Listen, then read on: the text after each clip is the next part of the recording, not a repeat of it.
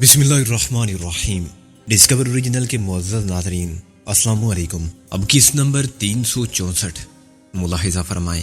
اکرام شیخ نے بھی اختصار کے ساتھ وہ سب واقعات سنے تھے جو ان کی عدم موجودگی میں پیش آئے تھے، اور ہم سب سے کچھ فاصلے پر راجہ بے وقوف بنا بیٹھا رہا تھا۔ ابھی تک نہ ہم نے اسے شریک راز کیا تھا اور نہ پوری طرح واضح کیا تھا کہ ہم اسے کس حد تک قابل اعتماد سمجھتے ہیں اور اسے کیا کام لینا چاہتے ہیں۔ وہ خود کو ابھی تک ہماری قید میں محسوس کر رہا تھا اور کچھ مایوس نظر آتا تھا۔ جب نازو نے لباس اور حلیہ بدلا تو راجہ کی عقل خبت ہو گئی۔ وہ نازو کے بارے میں پڑھ چکا تھا کہ وہ تھانے سے کس طرح محافظوں کی ہڈیاں توڑ کے فرار ہوئی تھی۔ جب اس نے نازو کو دیکھا تو وہ میلے گرد آلود خاکی رنگ کے بد وضع مردانہ کپڑوں میں تھی، اور اس کے حسن کی تمام آب و تاب اسی طرح محسوس ہوتی تھی جیسے کیچڑ میں پڑے ہوئے ہیرے کی چمک۔ جب نازو نے نہا دھو کے مونی کے کپڑے پہنے جو اسے کچھ ڈھیلے تھے تو اس کا پیکرے رونائی اپنی تمام ساحرانہ قوت کے ساتھ سامنے آیا۔ راجہ کی جگہ کوئی بھی مرد ہوتا تو اس کا متاثر نہ ہونا محال تھا۔ میں اور نازو اب شناخت کے خطرے سے کافی محفوظ ہو گئے۔ راجہ کے فقیرانہ لباس نے مجھے یکسر بدل دیا تھا اور کسی دشواری کے بغیر میں اس قابل ہو گیا تھا کہ کراچی میں آزادانہ گھوم پھر سکوں۔ نازو کا حلیہ یہ تھا کہ وہ اب تک ایک معزز خاتون نظر آتی تھی اور کوئی بھی پولیس مین اس کی طرف راہ چلتے شک کی نظر بھی نہیں ڈال سکتا تھا۔ وہ اپنے بھائی کے ساتھ آگے تھی جو ٹیکسی ڈرائیور کی وردی میں گاڑی چلا رہا تھا۔ دوپہر 12 بجے کے بعد ہم نے لنچ نما ناشتہ کیا اور اتنا کھا لیا کہ پھر شام تک کھانے کی ضرورت سے بے نیاز ہو گئے۔ اب تم تینوں کا پروگرام کیا ہے؟ میں نے کہا۔ تم الگ جا رہے ہو کہیں؟ اکرام نے پوچھا۔ ہاں، میں بندرگاہ کے علاقے میں دوست محمد کو اور اس کے ذریعے سے رابعہ کو تلاش کروں گا۔ میں نے کہا۔ کیا یہ مشکوک بات نہیں ہوگی؟ اکرام نے کہا۔ اگر ایک فقیر بندرگاہ میں بھیک مانگتا پھرے تو کوئی نوٹ نہیں کرتا، مگر وہ کسی کا پتہ پوچھتا پھرے تو یقیناً لوگوں کو حیرانی ہوتی ہے۔ حیران ہونے دو لوگوں کو۔ میں نے کہا۔ تم راجہ کو ساتھ کیوں نہیں لے جاتے؟ اکرام نے کہا۔ اسے کوئی نہیں جانتا، کچھ لوگ مجھے ضرور پہچانتے ہیں۔ وہ بولا۔ ہاں، مگر وہ بندرگاہ کے علاقے میں تو نہیں ہوں گے۔ اکرام نے کہا۔ اور دن کے وقت میرا ایک فقیر کے ساتھ پھرنا شک پیدا نہیں کرے گا؟ وہ بولا۔ تم دونوں کا اکٹھے رہنا ضروری نہیں۔ راجہ جی، مجھے ایک شخص کی تلاش ہے، اس کا نام دوست محمد ہے اور وہ ایک میرین انجینئر ہے۔ میں نے کہا۔ وہ کسی جہاز پر ملازم نہیں ہے، اس کی خدمات سب کے لیے وقف ہیں۔ لانچ سے لے کر تجارتی جہاز تک ہر جگہ اسے بلا لیا جاتا ہے، اور وہ خدمت خلق نہیں کرتا، معاوضہ لیتا ہے۔ اس کے پاس کوئی پرانی کار ہے جو بندرگاہ کے علاقے ہی میں کہیں کھڑی رہتی ہے۔ تمہیں کیا کام ہے اس سے؟ وہ بولا۔ جب وہ ملے گا تو کام بھی بتا دوں گا۔ میں نے کہا۔ ابھی تو ہم دونوں بندرگاہ کے علاقے میں پہنچ کر آگے پیچھے ہو جائیں گے، تم آگے رہو گے اور لوگوں سے پوچھتے رہنا کہ دوست محمد کہاں ملے گا۔ میں تم پر نظر رکھوں گا اور بھیک مانگتا ہوا آگے بڑھتا جاؤں گا۔ مجھے روک دیا بھیک مانگنے سے، اب خود یہ کام کرو گے؟ یار، کام تو کچھ اور ہے، میں نے جلا کر کہا۔ اس کے لیے بیس بدلنا ضروری ہے، وہ کام ہو گیا تو پھر یہ کام بھی ختم۔ راجہ نے اقرار میں ساری لایا۔ اکرام شیخ نے ہمیں بندرگاہ سے ایک فرلانگ دور اتار دیا۔ اب تم دونوں گھر جاؤ گے؟ میں نے کہا۔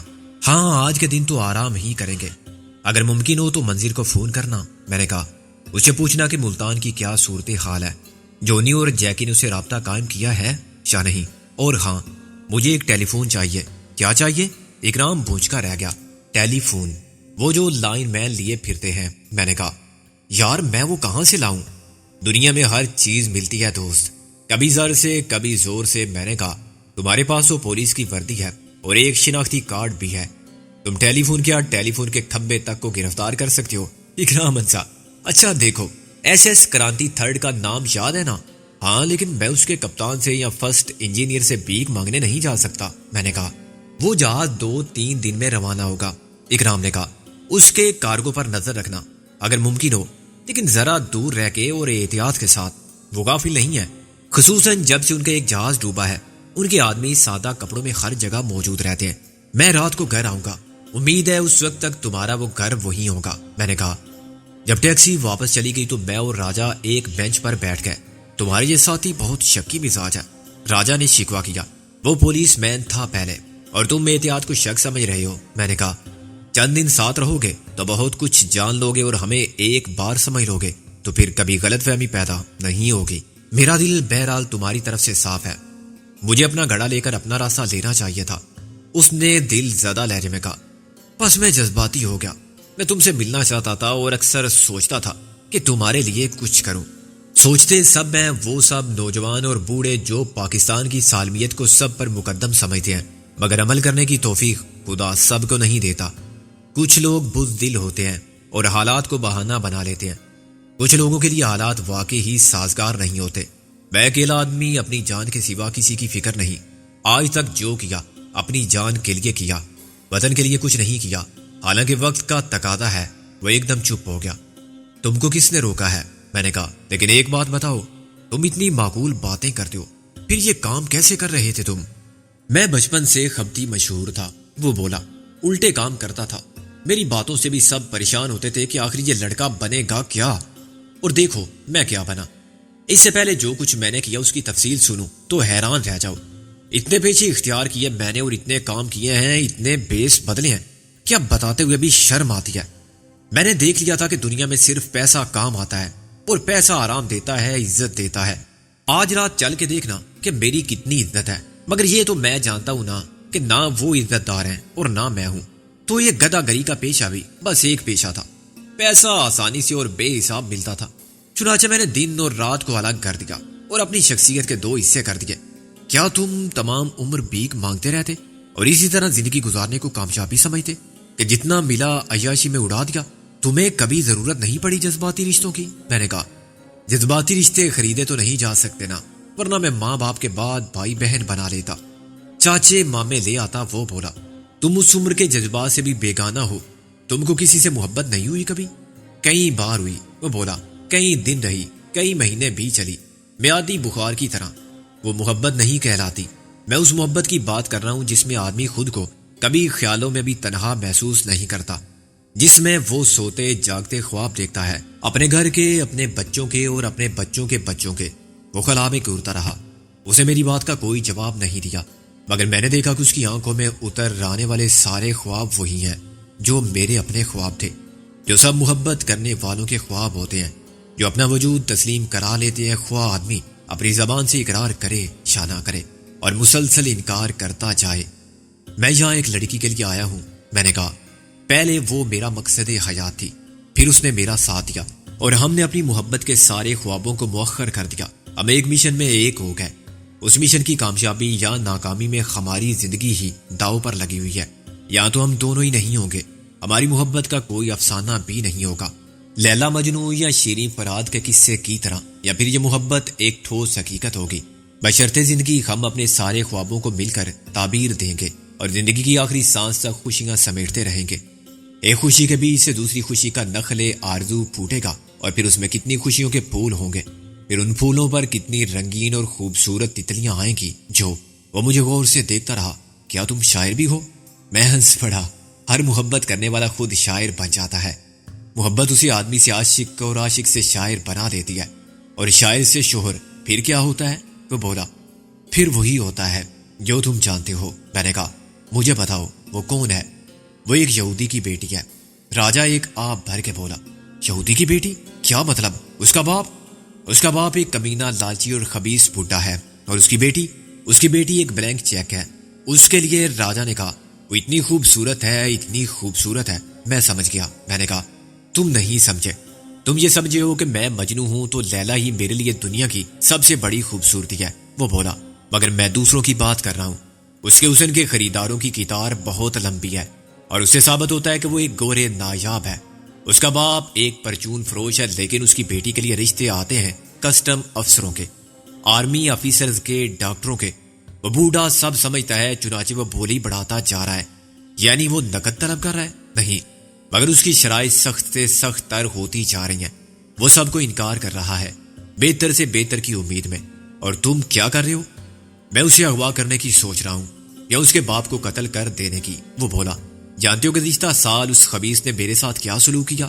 اس نے کہا، سالے نام رکھ لیا راجہ رہنے کو، گھر نہیں، کام کاج کچھ نہیں، منہ اٹھا کے چلے آئے رشتہ مانگنے محبت کے نام پر۔ ابے محبت ہے تو اس کے لیے کوٹھی بنا، کار لا، بینک بیلنس بنا۔ خالی خولی محبت فلموں میں چلتی ہے الو کے پٹھے۔ اپنے ساتھ میری بیٹی کو بھی خوار کرے گا، چل بھاگ۔ مجھے بے ساختہ ہنسی آئی۔ پھر تم بھاگ آئے؟ ہاں، مگر میں نے اس کے سامنے ایک تقریر کی، فلمی تقریر۔ میں نے کہا، میں جا رہا ہوں، لیکن میں پھر آؤں گا، اور بہت جلد آؤں گا۔ کوٹھی، کار، کیش سب لاؤں گا اور اسے لے جاؤں گا۔ لیکن خیال رکھنا کہ وہ میری ہے۔ وہ کہنے لگا کہ تمہارے انتظار میں اسے کب تک بٹھا کے رکھوں گا میں نے کہا زیادہ نہیں، بس 2 سال۔ اور اس نے شاید مجھے ٹالنے کے لیے کہا اچھا 2 سال دیتا ہوں میں۔ 2 سال کے اندر اندر گلشن اقبال میں کم سے کم 240 گز کی کوٹھی ہو، کار ہو، 1 لاکھ نقد ہو۔ اسے یقین تھا کہ یہ کام میرے لیے ناممکن ہوگا، مگر وہ مجبور بھی تھا اپنی بیٹی کی وجہ سے جو ہر رشتے کو مسترد کرتی رہی۔ اس نے باپ کو صاف بتا دیا تھا کہ راجا سے شادی نہیں ہوئی تو پھر کسی سے نہیں ہوگی، اور ہوگی تو اس گھر سے ڈولی نہیں میرا جنازہ اٹھے گا۔ یہ تو بہت عام فلمی ڈائیلاگ ہے، میں نے کہا۔ اس کے باپ پر کیا اثر ہوا ہوگا؟ وہ بھی فلمی باپ ہے، ایسے ہی ڈائیلاگ وہ بھی بولتا ہے کہ میں ٹکڑے کر دوں گا، گولی مار دوں گا یا مار لوں گا۔ دونوں اپنی اپنی جگہ اڑے ہوئے ہیں۔ میری بات نے 2 سال کے لیے عارضی صلح کے امکانات پیدا کر دیے، اور اس نے یہ بات اپنی بیٹی سے کہی کہ وہ تیرا کنگلا راجا شراب کے نشے میں آیا تھا اور بڑے اونچے بول رہا تھا۔ پری جب مجھ سے ملی تھی، پری کاف کی پری؟ میں نے ہنس کے پوچھا۔ اس کا نام پروین ہے، میں پری کہتا ہوں، وہ بولا۔ پری نے کہا کہ یہ تم نے ابا سے کیا کہا ہے؟ میں نے سینے پر ہاتھ مار کے کہا کہ جو کہا ہے ٹھیک کہا ہے۔ اس نے کہا تم واقعی نشے میں تھے؟ ایسی فضول بات کیوں کی تم نے؟ میں نے کہا کہ پری یہ کوئی فضول بات نہیں، میں 2 سال میں یہ سب کر کے نہ دکھا دوں تو میرا نام راجا نہیں، یا راجا رکھ دینا۔ میں باہر جا رہا ہوں۔ ظاہر ہے وہ رونے پیٹنے لگی کہ کہاں جا رہے ہو؟ میں نے کہا کہ دبئی، اور اسے یقین دلانے میں کامیاب ہوا کہ میں واقعی سیریس ہوں اور مجھے دبئی جانے کا بہترین چانس مل گیا ہے۔ اسے مجھے بہت قسمیں دیں اپنے سر کی 2 سال سے زیادہ مت ٹھہرنا، لوگ جاتے ہیں تو پھر لوٹ کر نہیں آتے، پیسہ کمانے میں لگے رہتے ہیں۔ میں بھی محبت کا ایکسپرٹ ہوں، محبت سچی ہے مگر سچ کے سارے چلتی نہیں، بہت جھوٹ بھی بولنے پڑتے ہیں ان لڑکیوں کو مطمئن رکھنے کے لیے۔ گویا تم اب دبئی میں ہو؟ وہ چونکا۔ ہاں میں دبئی میں ہوں، وہاں میرا ایک دوست ہے، میں یہاں سے اسے خط کا مضمون بھیجتا ہوں، اسے وہ لفافے میں ڈال کے پوسٹ کر دیتا ہے۔ اس یہودی کی بیٹی کے نام ظاہر ہے، خط باپ سنسر کرتا ہے، اس میں بھی خاصا جھوٹ ہوتا ہے، مگر مستند کہ میری تنخواہ اب 2000 ریال ماہانہ بڑھ گئی ہے، اور میں نے قسم پوری کرنے کے لیے پیٹ پر پتھر باندھ لیا ہے۔ کھجور کے پتے کھا کے اور سرکاری نلکے کا پانی پی کے گزار رہا ہوں، اور یہ بھی ظاہر ہے کہ پری کا باپ خوش ہوتا ہوگا۔ وہ خود بھی ایسی کفایت شعاری کا قائل ہے کہ بس چلے تو پارک میں گھاس چرے اور مفت میں کارپوریشن کا پانی پیے، اور پھر گائے کی طرح دودھ دے، اسے بیچے اور پیسہ جمع کرے۔ ہنسے ہنسے میرا برا حال ہو گیا۔ اپنے سسر کے بارے میں کسی ہونے والے داماد کی رائے اتنی خراب بھی ہو سکتی ہے، یہ میں نے کبھی نہیں سوچا تھا۔ میرا خیال تھا کہ وہ مبالغے سے کام لے رہا ہے۔ تم گزشتہ سال کے سلوک کی بات کر رہے تھے، یہ سوچا تم نے کہ آئندہ سال کیا ہوگا؟ میں نے کہا آئندہ سال میری شادی ہوگی پری سے۔ مگر کیسے؟ وہ دبئی والی بات تو جھوٹ ہے، میں نے کہا۔ وہ ہنسنے لگا۔ کمائی تو سچی ہے نا، آئندہ سال تک میں اپنی قسم پوری کر دوں گا۔ میں بھونج کر رہ گیا۔ اس ایک گھڑے میں کتنی رقم ہے؟ وہ ایک گھڑا ہے، ایسے 4 گھڑے اور بھی ہیں۔ وہ اطمینان سے بولا یہ تو اتفاق سے تمہارے ہاتھ لگ گیا، ورنہ میں اسے بھی دفن کر دیتا۔ جہاں 4 گھڑے دفن ہیں، ہر گھڑے میں 50,000 نقد موجود ہیں۔ تم مجھے پاگل کر دو گے، میں نے سر پکڑ کے کہا۔ بھیک مانگ کے اتنا اکٹھا کیا تم نے؟ نہیں، میں نہیں مان سکتا۔ اچھا چلو آج آزما لو، وہ بولا۔ ہاتھ کنگن کو آرسی کیا۔ شرط یہ ہے کہ جہاں میں کہوں وہاں کھڑے ہو کے مانگو، مثلا شام کے وقت جنا ہاسپٹل میں گھس جاؤ جب ملاقاتیوں کے آنے کا وقت ہوتا ہے۔ یہ ذرا مشکل کام ہے کیونکہ گدا گھروں کا داخلہ ممنوع ہے۔ تم کسی کے آگے ہاتھ مت پھیلاؤ، پھر کوئی تم کو کیسے پکڑے گا؟ آپریشن تھیٹر دیکھے تم نے؟ نیورو سرجری کے تھیٹر کے باہر کھڑے ہو جاؤ، ڈاکٹر جمعہ اس کا نگران ہے اور بہت سخت آدمی ہے۔ وہاں جو آپریشن ہوتے ہیں گھنٹوں چلتے ہیں، اور ان میں 50-50 چانس ہوتے ہیں مریض کے مرنے کے یا بچنے کے۔ لائکین باہر سخت بدحواسی کے عالم میں دست بادوا ہوتے ہیں۔ تم جیسے دیکھو کہ ہاسپٹل کے عملے کا کوئی فرد نہیں دیکھ رہا، فوراً کسی عورت کے سامنے جا کے کہو اپنے پیارے کی زندگی کا صدقہ دے۔ اور یہ ملٹی پرپز جملہ ہے، اس میں تم مائی یا بہن کا لفظ استعمال کر سکتے ہو۔ یہ دیکھ لو کہ کون عورت زیادہ رو رہی ہے، پھر اس جملے کا اثر دیکھو۔ وہاں وہ سب صدقہ خیرات کرنے کے موڈ میں ہوتے ہیں، لینے والا کوئی نہیں ہوتا۔ آزما لو کہ وہ 100 کے نوٹ یوں دیتے ہیں جیسے 1 کا نوٹ، تم کو 1000 بھی مل سکتے ہیں۔ کسی اہلکار سے معاملہ پکا کر لو، آدھے اس کے آدھے تمہارے۔ ہر روز نئے مریض ہوں گے اور نئے صدقہ دینے والے۔ انتہائی نگہداشت کا یونٹ بھی ایسی ہی جگہ ہے۔ ایک لمحے کے لیے مجھے خیال آیا کہ میں راجا کا گلا گھونٹ دوں۔ کتنی جذباتی بے اسی کے ساتھ وہ لوگوں کا جذباتی استحصال کر رہا تھا اور صدقے کے بدلے ان کو جھوٹی دعاؤں کی تسلی دے رہا تھا۔ دیکھو تم مشتعل ہو رہے ہو، وہ بولا، مگر میں مجبور ہوں اس کمینگی پر۔ میں پری کو نہیں چھوڑ سکتا۔ اغوا قتل کی بات تو کر سکتا ہوں مگر ایسا نہیں کر سکتا. میرا ٹارگٹ 5 لاکھ ہے اور اس میں سے تم کتنے جمع کر چکے ہو اب تک؟ میں نے غصے کو ضبط کرتے ہوئے کہا 2.5 لاکھ. وہ بولا اگلے سال تم اگلے سال کی بات کرتے ہو. اب اگر تم نے یہ بدماشی نہ چھوڑی تو میں تمہارا وہ اشر کروں گا. سکندر صاحب میں بہت برا آدمی ہوں مگر میں سب سے برا نہیں ہوں. میں غلط ذرائع اختیار کر رہا تھا. یہ غیر اخلاقی ذرائع تھے. لوگ تو غیر قانونی ذرائع اختیار کرتے ہیں. چوری ڈکیتی اور اسمگلنگ سے پیسہ جمع کرتے ہیں کسی مقصد کے بغیر یا کسی ناجائز مقصد کے لیے. ملک میں تفرقہ پھیلانے کے لیے, لاشوں کی سیاست کے لیے, شراب شباب پر لٹانے کے لیے. میرا مقصد تو نیک ہے نا. جب میں اور کچھ نہیں کر سکتا تو پھر کیا کروں؟ بکواس بند کرو اپنی. میں نے کہا آج رات کو تمہیں 2.5 لاکھ مل جائیں گے. کہاں سے مل جائیں گے؟ میں دوں گا تمہیں. میں نے کہا اور تم کل ہی ایک خط ڈالو گے اس یہودی کے نام کہ تم وطن واپس آ رہے ہو. وہ سب لے کر جس کا تم نے وعدہ کیا تھا. تم کوٹھی خریدو گے, کار خریدو گے اور 1 لاکھ کا بیلنس اسے دکھا دو گے. مگر اس کے بعد تمہارے پاس جو 1 سال بچے گا وہ میرے پاس گروی رہے گا. میں سمجھا نہیں. تم شادی 1 سال بعد کرو گے. یہ 1 سال تم مجھے دو گے اور اپنے وطن کو دو گے اپنے گناہوں کا کفارہ ادا کرنے کے لیے. لیکن اس 1 سال میں اس یہودی نے پری کی شادی کسی اور سے کر دی تو تم فکر مت کرو, اس کا انتظام بھی میں کروں گا. پری تمہاری رہے گی. میں صرف ایک بار اس کے باپ کو سمجھانے جاؤں گا, پھر دیکھنا وہ سمجھتا ہے یا نہیں. میں نے کہا مجھے بہت افسوس ہے کہ تم مجھے 1 سال کی تاخیر سے ملے, ورنہ یہ سب نہ ہوتا جو تم نے کیا. مجھے تو شرم آتی ہے یہ سوچ کر. بے شرم بننا آسان نہیں تھا, مگر میں شرم کرتا تو محبت کی دکان بند ہو جاتی. پری کو کالا دیو لے جاتا یا کانا جن. چلو چھوڑو, آؤ اندر چلیں. میں نے کہا باقی بات رات کو کریں گے. تم واقعی مجھے 2.5 لاکھ دو گے بے سبب؟ وہ بولا میرا دماغ خراب کیوں کرتے ہو؟ تمہارا دماغ پہلے سے خراب ہے. میں نے کہا اور میں تم کو 2.5 لاکھ بے سبب نہیں دے رہا ہوں. تم کو سیدھے راستے پر لانے اور محبت پر اختیار کے لیے دے رہا ہوں. مجبوری نے تم کو منفی سوچ دے دی تھی. تم کو اندازہ ہی نہیں تھا کہ تم محبت میں اندھے ہو کر کدھر جا رہے ہو. میں تم کو روشنی دے رہا ہوں. وہ کچھ نہیں بولا اور سامنے دیکھتا رہا. اس بینچ پر ہم دونوں بظاہر ایک دوسرے سے بے تعلق بیٹھے ہوئے تھے اور بینچ 1 فٹ پاتھ کے آخری حصے میں لگی ہوئی تھی. اس کے بعد جنگلہ سا تھا جس کے اندر ڈرم اور کریٹ ٹوٹی پھوٹی مشینری بھری پڑی تھی. چلو اب چلے. میں نے کہا تم اس علاقے سے واقف ہو نا؟ اس نے اس بات میں سر ہلایا. اگر دوست محمد مل جائے تو تم رک جانا. میں نے کہا میں تم سے 10-20 قدم پیچھے رہ کر بھیک بھی مانگتا رہوں گا اور تم پر بھی نگاہ رکھوں گا. میں اس کے پیچھے 10 قدم کے فاصلے سے روانہ ہوا. وہ جس دروازے سے گزرا اس میں سے بیک وقت بہت سے لوگ آ جا رہے تھے. ان میں مزدور کلی بھی تھے اور سامان لانے لے جانے میں مدد کرنے والے بھی. Clearing forwarding agent, insurance agent, smuggler ہو کر آنے والے سامان کی تاک میں پھرنے والے, باڑا مارکیٹوں کے دلال بھی, آدھے دام پر ہر مال نکالنے والے بھی, خفیہ راستوں کے ماہر بھی اور چور دروازوں پر متعین چوروں کے نمائندے بھی. یہ ایک ایسی دنیا تھی جہاں اکثریت 3 طرح کے افراد پر مشتمل تھی. ایک لوٹنے والوں کی, دوسری لوٹنے والوں کی اور تیسری دلالوں کی, جو لوگوں کو فائدے کی بات سمجھاتے تھے اور سمجھدار لوگ اپنا نقصان نہیں کرتے تھے. کچھ لو اور کچھ دو کے اصول پر عمل کرتے تھے. اس سے نقصان حکومت کو ہوتا تھا, اس درآمد کنندہ کو ہوتا تھا جو جائز طریقے پر مال امپورٹ کرتا تھا اور حکومت کو سارے واجبات ادا کرتا تھا. یہ قسم پرسی کی دنیا تھی جہاں اپنی ذات سے وابستہ مفاد کے سوا کچھ نہیں دیکھ رہا تھا میں. مجھے بھی کسی نے نہیں دیکھا. بھیک مانگنا واقعی ہی مشکل کام تھا. معلوم نہیں مجبور آدمی کس طرح دستے سوال دراز کرتا ہے اور اس کے لیے کتنی بار وہ اپنی عزت نفس کو قتل کرتا ہے. جو کچھ میں کر رہا تھا وہ عزت نفس کا نہیں, اپنے تحفظ کا مسئلہ تھا. مجھے چھپ کر سب کے درمیان رہنا تھا اور کھلی آنکھوں سے سب کچھ دیکھتے رہنا تھا. یہ سراغ رسانی کا مشن بھی تھا. مجھے بیک وقت ملک دشمنوں کی مشکوک سرگرمیوں پر بھی نظر رکھنی تھی اور رابعہ کو بھی تلاش کرنا تھا. اپنے فقیرانہ لباس کے باعث میں بہت غیر نمایاں ہو گیا تھا.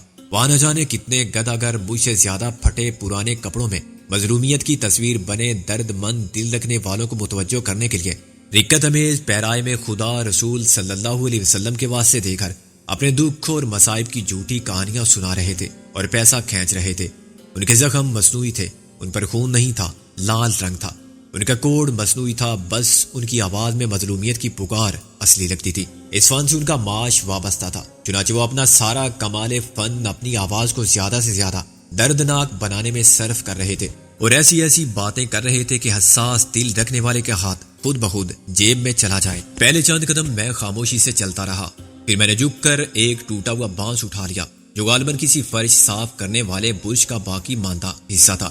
اور بیکار سمجھ کر پھینک دیا گیا تھا۔ اس کو لاٹھی بنا کے میں نے تھوڑا سا جھک کر چلنا شروع کیا۔ میں نے ایک موٹی توند والے ادھیڑ عمر کے سیٹ ٹائپ شخص کو اپنے قریب سے گزرتا دیکھا۔ ارے بابا، میں نے اس کی واسکٹ پکڑ لی۔ دے جا کچھ۔ کیا دے جاؤں؟ یہ واسکٹ؟ اس نے واسکٹ چھڑا لی۔ میں پھر اس کے پیچھے چل پڑا۔ اللہ تجھے کینسر سے بچائے، تیرا ہارٹ فیل نہ ہو، تو کسی بس کے نیچے آ کے نہ مرے۔ وہ شخص ایک دم خوف زدہ ہو گیا۔ یہ لو، اس نے اپنی واسکٹ میں سے 100 کا نوٹ نکالا اور میرے ہاتھ میں تھما دیا۔ اب اللہ کرے کہ یہ سب تیرے دشمنوں کے ساتھ ہو۔ میں نے دعا دی، 100 روپے میں تو بچ گیا بچہ۔ اب ذرا اپنے دشمنوں کو بھیج دے، یا ان کا نام پتہ بتا دے، فون نمبر بتا دے۔ کیا مطلب؟ اس کی تیوریاں چڑھ گئیں۔ انہیں بھی تو ایسی ہی دعا کی ضرورت پڑ سکتی ہے بابا۔ میں نے کہا، یہی دعا تم ان کے لیے بھی کرو گے؟ کیوں نہیں کریں گے بابا، فقیر کا کام ہی دعا دینا ہے۔ ہو سکتا ہے وہ زیادہ سخی ہوں، 200 روپے والی دعا لے جو زیادہ پاورفل ہوتی ہے، 500 والی اسپیشل بد دعا لے تیرے خلاف، کیونکہ وہ تیرے دشمن ہے۔ آگے اللہ کی مرضی، فقیر کی دعا سنیں یا بد دعا۔ اس شخص کا غصہ اور بے بسی کی حالت دیکھ کر مجھے بے اختیار ہنسی آنے والی تھی، لیکن وہ جلدی میں تھا اور جو 100 کا نوٹ میں اندر والے کھیسے میں ڈال چکا تھا وہ واپس نہیں ہو سکتا تھا۔ وہ مجھے گھورتا ہوا اور بڑبڑاتا ہوا چلا گیا۔ میں نے اسے اچھا سبق دیا تھا۔ اپنے حق میں کسی اوٹ پٹانگ مجذوب سے دعا کرانے والے اور دشمن کے لیے تباہی مانگنے والے یہ کیوں بھول جاتے ہیں کہ ان کا وہ دشمن بھی تو یہ سب کچھ کرا سکتا ہے۔ دعائیں، بد دعائیں، تعویذ گنڈے، جادو ٹونے، سفلی عمل، اور اگر یہ تقدیر کے فیصلے یوں بدلنے لگے تو کاتب تقدیر کا دوش تھا اور تمام حرف غلط ہو جائے۔ راجہ آگے بڑھتا جا رہا تھا۔ میں نے ایک برقع پوش شورت سے 10 روپے ٹھگے، صرف اس دعا پر کہ اللہ تجھے سوکن سے بچائے اور ساز سے نجات دلائے۔ پھر اچانک ایک مونچھوں والے نے مجھے لات ماری۔ میں منہ کے بل گرنے سے بچا۔ تو کون ہے بے؟ کس کا آدمی ہے؟ کیا تو آدمی نہیں ہے بچہ؟ ہم تو اللہ کے بندے ہیں۔ میں نے اسے غور سے دیکھ کر کہا۔ وہ بھاری برکم جسم، لمبی مونچھوں والا کرخت صورت شخص کوئی بدماش تھا۔ اسے مجھے گلے سے دبوچ لیا۔ چکر بازی کرتا ہے؟ اس نے مجھے ایک گالی دی۔ کس کی اجازت سے آیا یہاں کمائی کرنے؟ سالے اڈی پسلی ایک کر دوں گا، جانتا نہیں یہ میرا علاقہ ہے؟ ارے معاف کر دو استاد، میں نے گڑ گڑا کے کہا۔ بھول ہو گئی ہم سے کہ تم سے لائسنس نہیں لیا۔ اس نے مجھے چھوڑ دیا۔ کہاں سے آیا ہے؟ حیدرآباد سے استاد۔ میں نے کہا، اڈا ختم ہو گیا تھا۔ دیکھ، ہم سے ہیرا پھیری نہیں چلے گی۔ وہ بولا، یہ کراچی ہے، کراچی، نکال 25 روپے۔ 25 روپے؟ یہ تو بہت زیادہ ہیں۔ زیادہ ہیں تو باہر نکل۔ وہ بولا، باہر کھڑے رہنے کے بھی 10 روپے دینے پڑیں گے۔ کس کو؟ تمہیں؟ نہیں، وہ دوسرا ٹھیکیدار ہے۔ وہ بولا، یہاں فائدے میں رہے گا، آج 2 جہاز لگ رہے ہیں۔ مگر استاد، ابھی تو دیہڑی شروع ہوئی ہے۔ یہ کراچی ہے، کراچی، جہاں ادھار نہیں چلتا بیٹا۔ وہ بولا، پہلے صبح آتے ہی بتا دے دو، پھر شام تک بے خوف پھرو، جو ملے تمہاری قسمت کا وہ تمہارا۔ 7 بجے باہر۔ 7 بجے کیوں استاد؟ 7 بجے کے بعد دوسرے ٹھیکیدار کے آدمی آ جاتے ہیں۔ تو حیدرآباد سے نیا آیا ہے اس لیے بتا رہا ہوں۔ وہ بولا، اچھا۔ میں نے 25 روپے نکال کے اسے تھما دیے۔ کیا میں شام کی شفٹ میں نہیں جا سکتا؟ وہ تیری مرضی، 50 روپے لگتے ہیں۔ وہ بولا، رات سے صبح تک۔ رات کے ڈبل کیوں؟ ابے ساری کمائی تو رات کو ہی ہوتی ہے، مگر یہ اچھی بات نہیں ہے۔ فیصلہ کر لے، آج کے دن میں رہے گا یا رات کو۔ وہ جاتے جاتے بولا، اپنی اور اس کی بہت لگتی ہے۔ جب وہ چلا گیا تو میں راجہ کے پیچھے بھاگا۔ وہ بہت دور نکل گیا تھا اور مجھے اندیشہ تھا کہ کہیں بھیڑ باڑ میں اسے گم نہ کر دوں۔ فقیروں کے ٹھیکیدار سے ملاقات کا تجربہ میرے لیے نیا تھا۔ راجہ ایک لانچ کے کسی ملازم سے بات کر رہا تھا۔ کچھ پتا چلا؟ میں نے کہا۔ اس نے نفی میں سر ہلایا۔ دوست محمد تو یہاں بہت ہیں، مگر ان میں مکینک کوئی نہیں ہے۔ یار، ایک شخص نے مجھ سے 25 روپے رکھوا لیے، بڑا بدماش بن رہا تھا۔ ٹھیکیدار ہوگا اس علاقے کا۔ کیا مطلب؟ میں بھیک بھی نہیں مانگ سکتا یہاں؟ نہیں، یہاں بتا سب کو دینا پڑتا ہے۔ تو خوانچہ لگا یا ریڑی، بھیک مانگ یا مزدوری کر۔ جس پتھارے دار کا علاقہ ہے وہ اپنا حصہ وصول کیے بغیر تجھے گھسنے نہیں دے گا۔ وہ بولا، مزدور کی مزدوری میں بھی حصہ بٹاتے ہیں وہ؟ مزدوری ملتی ہی ان کے ذریعے ہے۔ وہ بولا، یہ پتھارے دار کیا ہوتا ہے؟ مڈل مین، وہ سب کو ان کا حصہ پہنچاتا ہے، پولیس کو، بندرگاہ کے ان مہربان حکام کو جو فقیروں کو اندر آنے دیتے ہیں۔ نیچے سے اوپر تک سب کو خوش تو رکھنا ہی پڑتا ہے۔ پتھارے دار مشکل سے 10 اپنے پاس رکھے گا، باقی 15 دوسروں میں تقسیم کر دے گا۔ جو باتیں تم مجھے بتا رہے ہو، کیا یہ دوسرے نہیں جانتے؟ کیوں نہیں جانتے؟ راجہ نے کہا، پریس اور پبلک کی آواز کوئی نہیں سنتا۔ اپنی اپنی کمائی کے وسیلے یہ لوگ کیسے بند کر سکتے ہیں؟ ابھی تم دن بھر پھر کے دیکھو، کیسے دلچسپ تجربات ہوں گے۔ یہ بتاؤ کمائی کتنی ہوئی؟ 110 روپے منفی 25 روپے۔ میں نے کہا۔ وہ حیران نظر آنے لگا۔ اتنی سی دیر میں 110 مل گئے؟ دینے والے کی مرضی، میں نے اوپر انگلی اٹھا کے کہا۔ شام تک ہمیں دوست محمد کی تلاش میں کوئی خاص کامیابی نہیں ہوئی۔ ایک شخص سے صرف اتنا معلوم ہوا کہ اس قسم کا ایک آدمی ہے تو صحیح، مگر وہ کہاں ملے گا یہ کوئی نہیں بتا سکتا۔ میں نے تقریباً 500 روپے کمائے۔ آدمی کی صورت اس کا حلیہ پریشانی دیکھ کر حسب ضرورت دعا دی۔ شام تک میں تھک گیا اور ایک جگہ بیٹھنے پر مجبور ہو گیا۔ حق اللہ، میں نے نعرہ لگایا، جو دے اسے خدا دبئی کا ویزا دے، جو نہ دے اس کا جہاز گرے۔